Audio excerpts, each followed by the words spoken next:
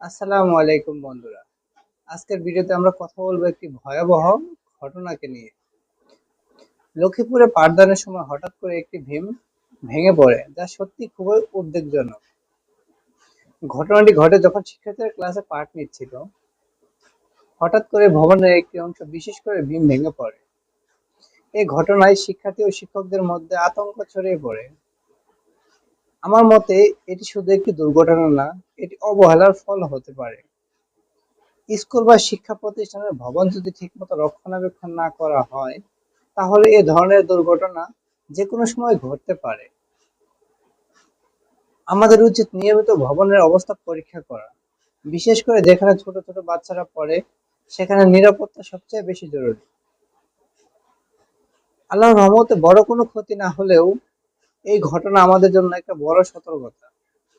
এমন ঘটনা যেন আর না ঘটে, এই কামনা করি। ভিডিওটি ভালো লাগলে লাইক দিন, শেয়ার করুন, আর নতুন ভিডিও পেতে সাবস্ক্রাইব করুন।